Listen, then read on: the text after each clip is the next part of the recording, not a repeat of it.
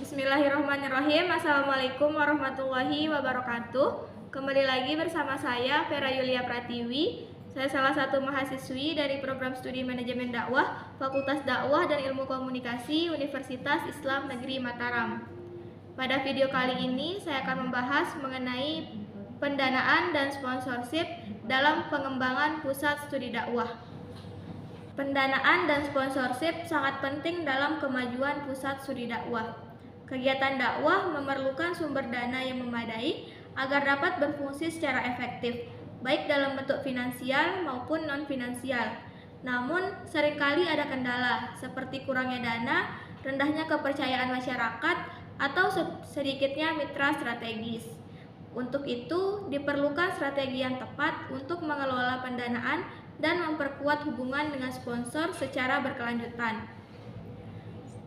Pendanaan adalah keputusan mengenai pemilihan sumber dana yang akan digunakan, penentuan keseimbangan pendanaan yang optimal, serta apakah perusahaan akan menggunakan dana dari dalam atau mencari dana dari luar. Pendanaan dalam bahasa Inggris disebut funding, merupakan langkah untuk menyediakan uang atau sumber daya keuangan demi mendukung kegiatan atau proyek tertentu.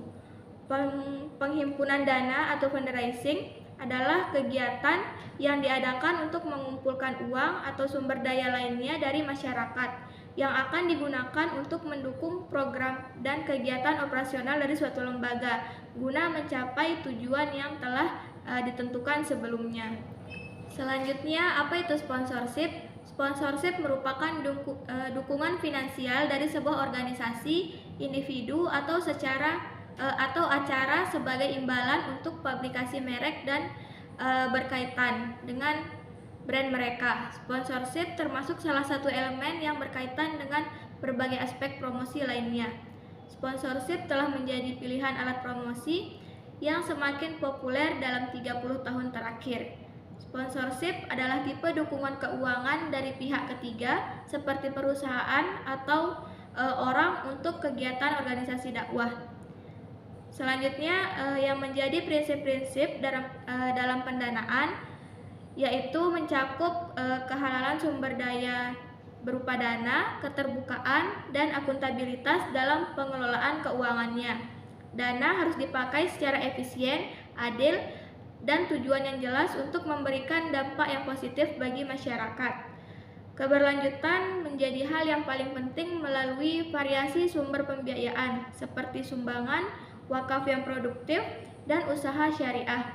Keterlibatan masyarakat dan inovasi termasuk pemanfaatan teknologi dalam penggalangan dana juga penting untuk mencapai lebih banyak donatur dan membangun kepercayaan. Semua prinsip ini bertujuan untuk mempertahankan keberkahan, meningkatkan manfaat, dan memastikan misi dakwah berjalan dengan baik. Prinsip-prinsip dari sponsorship. Yang pertama, keuntungan untuk semua. Berarti penyelenggara berhasil dengan acara mereka, sedangkan pihak sponsor memperoleh pengakuan dan reputasi mereka semakin meluas di kalangan masyarakat. Kemudian yang kedua, membangun kerjasama yang efektif. Ini berarti komunikasi antara kedua belah pihak berlangsung lancar, sehingga semua kebutuhan dapat dipenuhi dengan baik. Komunikasi secara berkala juga menjadi penting pada prinsip sponsorship. Dan yang terakhir, menjaga hubungan meskipun belum ada acara yang cocok untuk disponsori. Selanjutnya, langkah-langkah yang dilakukan dalam proses perancangan pendanaan yaitu yang pertama, mengidentifikasi tujuan dari pendanaan. Menetapkan tujuan utama dari pendanaan seperti mendukung program dakwah, pembangunan sarana, atau kegiatan sosial. Ini adalah landasan untuk merancang strategi penggalangan dana. Selanjutnya yang kedua, menentukan sumber pendanaan. Mencari sumber dana yang potensial seperti donasi dari individu, sponsor, lembaga zakat, wakaf produktif, atau unit usaha syariah. Sumber-sumber ini disesuaikan dengan kebutuhan dan visi dari lembaga dakwah. Kemudian yang ketiga, mencatat pengeluaran masuk dan keluar. Setiap transaksi keuangan harus dicatat secara rinci untuk menjamin transparansi, akuntabilitas, dan kemudahan dalam pelaporan. Kemudian yang keempat, rencana pendanaan, meliputi deskripsi proyek atau kegiatan. Selanjutnya jumlah total dana yang dibutuhkan dan menetapkan anggaran total yang diperlukan tadi mencakup semua biaya baik secara langsung maupun tidak langsung. Yang kelima, rincian sumber dana dan cara pengelolaannya. Menjelaskan sumber dana yang dipilih, cara penggalangan, dan metode pengelolaannya, termasuk siapa saja yang bertanggung jawab untuk setiap langkahnya. Yang keenam, jadwal penggunaan dana dan proyeksi arus kas. Membuat jadwal pemanfaatan dana sesuai dengan kebutuhan program, serta menyusun rencana proyeksi terhadap arus kas untuk memastikan kelancaran dari pendanaan. Yang ketujuh, pengajuan proposal pendanaan. Menyusun proposal yang menarik dan informatif untuk diajukan kepada para donatur atau pihak sponsor. Proposal ini mencakup latar belakang, tujuan, rencana implementasi, hingga pada rincian anggaran. Yang kedelapan, implementasi dan pengelolaan pendanaan.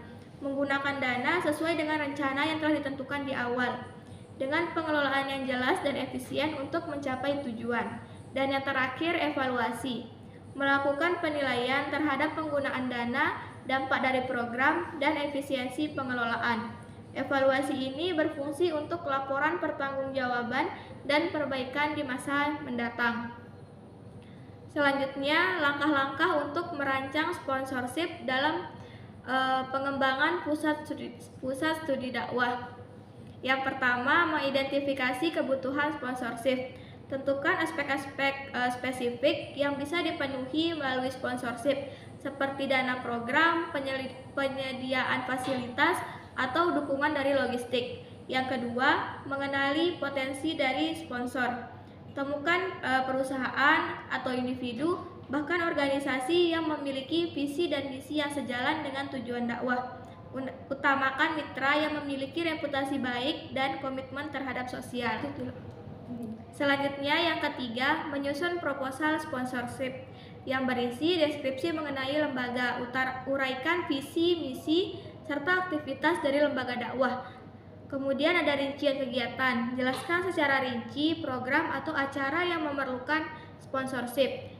Kemudian manfaat bagi sponsor, tawarkan nilai tambah seperti promosi nama sponsor, logo, atau materi publikasi atau liputan mereka. Anggaran dan bentuk dukungan itu dicantumkan jumlah dana atau jenis dukungan lain yang diperlukan. Yang keempat, membangun jaringan dan komunikasi. Hubungi calon sponsor secara langsung dengan pendekatan yang profesional dan personal. Memanfaatkan jaringan komunitas atau media sosial untuk membuka lebih banyak kesempatan. Yang kelima, negosiasi dan penawaran. Bahas kebutuhan lembaga serta keuntungan yang diharapkan oleh sponsor. Pastikan kedua belah pihak mendapatkan manfaat sesuai dengan kesepakatan.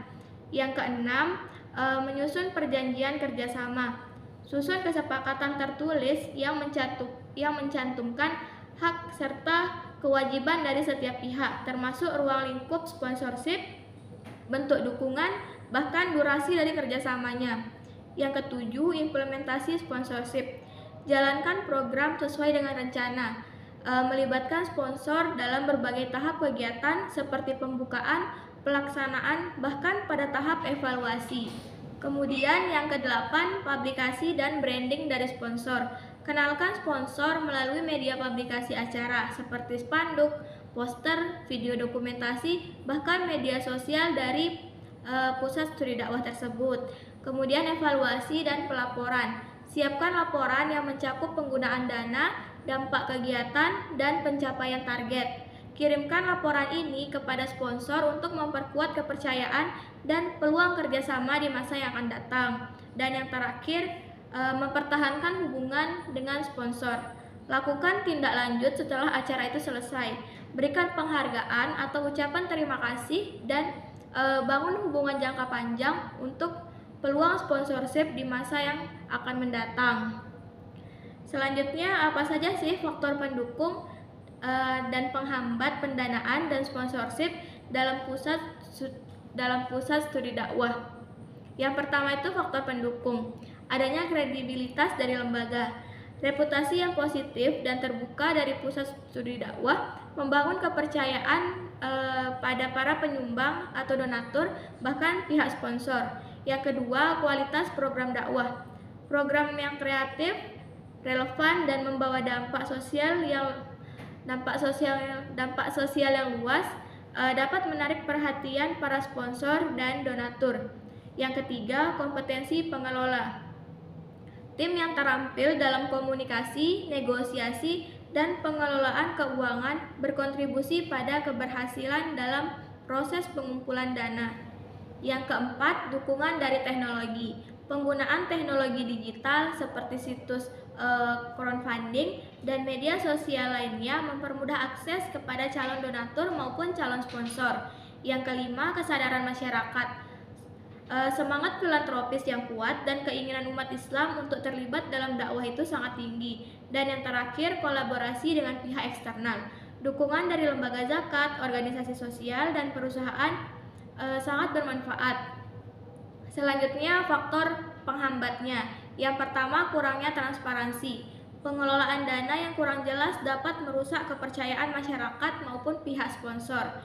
Yang kedua, minimnya jaringan. Keterbatasan koneksi dengan calon sponsor atau kemitraan mengurangi kesempatan untuk mendapatkan bantuan dana. Yang ketiga, kelemahan manajemen internal. Ketidakmampuan dalam membuat proposal atau laporan kegiatan dapat menjadi penghalang dalam memperoleh dukungan. Dan yang keempat, persaingan yang ketat. Banyaknya lembaga dakwah lain yang juga mencari sponsor atau donatur menambah tingkat persaingan. Kemudian yang kelima, kondisi ekonomi. Ketidakstabilan dalam perekonomian dapat mempengaruhi kapasitas masyarakat dan sponsor untuk berkontribusi. Dan yang terakhir, kurangnya inovasi program. Program dakwah yang kurang variatif atau tidak menarik membuat sponsornya itu kurang berminat untuk memberikan dukungan. Pendanaan maupun sponsorship sangat penting bagi keberlangsungan pusat studi dakwah. Melalui pengelolaan yang jujur, pengembangan program yang inovatif, dan kerjasama yang strategis, lembaga bisa menghadapi berbagai tantangan dan memberikan dampak yang lebih luas. Sarannya adalah untuk memperkuat jaringan kerjasama, meningkatkan kapasitas tim, serta terus berinovasi untuk menghasilkan program yang relevan dan berkelanjutan. Sekian yang dapat saya sampaikan mengenai pendanaan dan sponsorship dalam pengembangan pusat studi dakwah. Kurang dan lebihnya saya mohon maaf. Wallahu a'lam bishawab. Wassalamualaikum warahmatullahi wabarakatuh.